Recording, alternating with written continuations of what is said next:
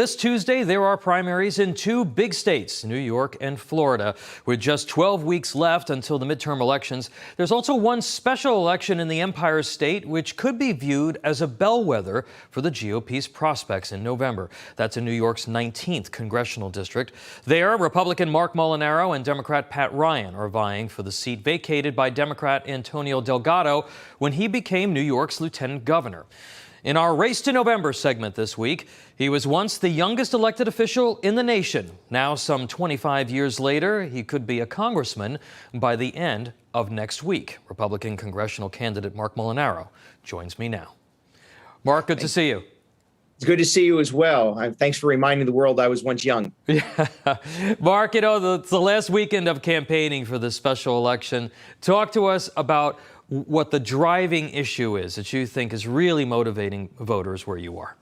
All across this district, they are concerned, like most Americans, about the high cost of living. Whether it's the inflation driven by reckless federal spending or what they experience at every level. Grocery stores, farmers, small businesses, all shouldering this high cost of living. And they know it. They know voters understand that reckless spending out of Washington, policies out of Washington and Albany are making it more difficult for them to pay their bills. And they're afraid, they're concerned, and they're anxious about their future.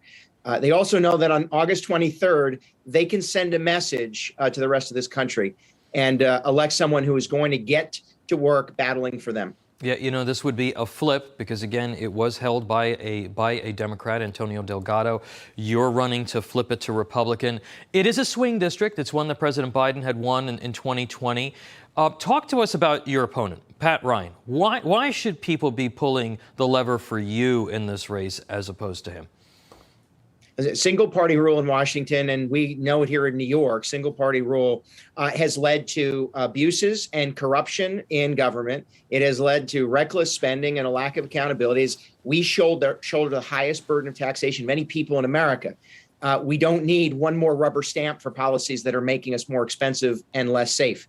And so whether it's reckless spending and taxation and not necessarily confronting inflation, or, by the way, my opponent embracing this non-Inflation Reduction Act and the hiring of 87,000 IRS agents, or cashless bail and the policies that are making us less safe here in New York. He's endorsed those proposals. He's embraced those policies.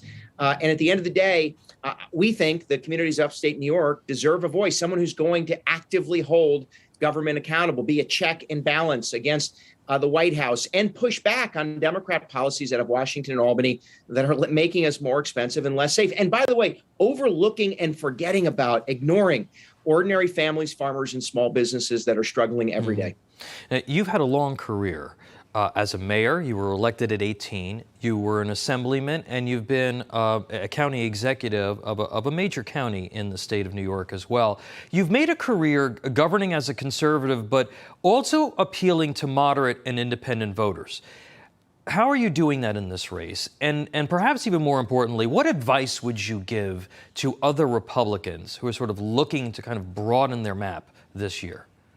Yeah, listen, I'm a pragmatic Republican. I confront problems from a conservative perspective. I want to hold government accountable and push back against overreach. But we also have to connect with people. And, my home county, we've confronted mental health and substance use disorder.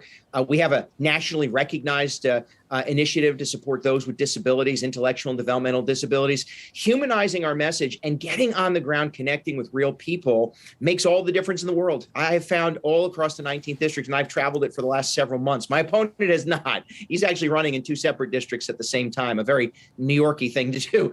But by connecting and being on the ground and being honest with people, that if we confront our problems, if we work together, we can solve many of the problems that face this nation and face our communities. So humanizing our message and explaining to people that we want to create the kind of economy that encourages job creation, innovation, freedom, and independence, the ability for everyone to achieve their potential. Mm-hmm.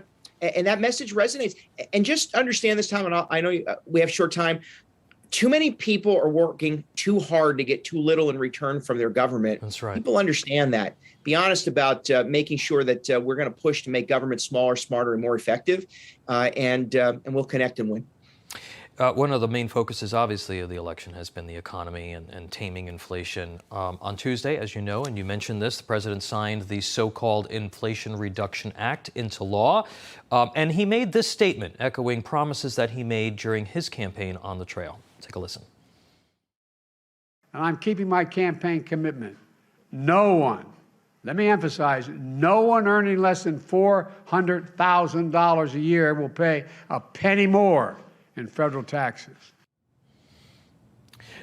Now, Mark, the Congressional Budget Office report kind of blew that out of the water. Rachel Greisler, she's a senior research fellow at the Grover Herman Center, wrote an op-ed for Heritage saying, quote, despite the Biden administration's claims, it's almost certain that households making less than $400,000 a year would face increased audits under the Democrats' bill. Talk to us specifically in this bill.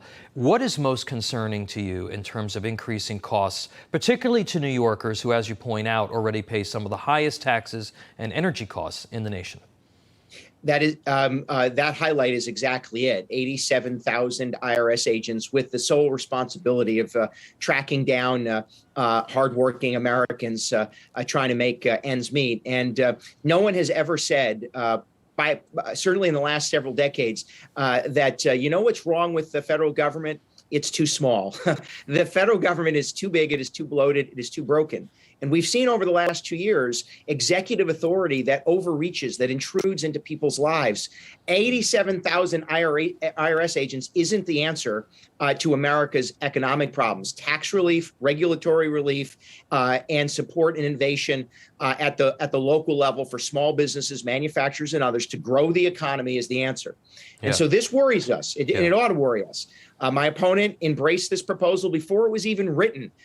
I learned a long time ago serving in Albany, you don't say you're going to support something until the ink is dry on the paper. And now that the ink is dry, we know it's there. Taxation on middle-class families, audits on middle-class families. And let me say this, the Democrats for years have said if you give tax cuts to businesses, the savings don't trickle down to consumers. Yet somehow magically, they want you to believe that by raising taxes on manufacturers, on industry, on job creators, somehow the cost doesn't trickle down onto consumers. Right. They are fueling inflation, and this policy and this bill is going to do more of that. All right, Republican congressional candidate Marc Molinaro, where can people learn more about you, Mark? Visit us at marc4us.com, marc4us.com. And if you live in the 19th Congressional District in New York, we're about to send a powerful message to Washington that enough's enough. So get out there and vote. All right. Thank you so much for being here, and we'll be watching on Tuesday. Thanks.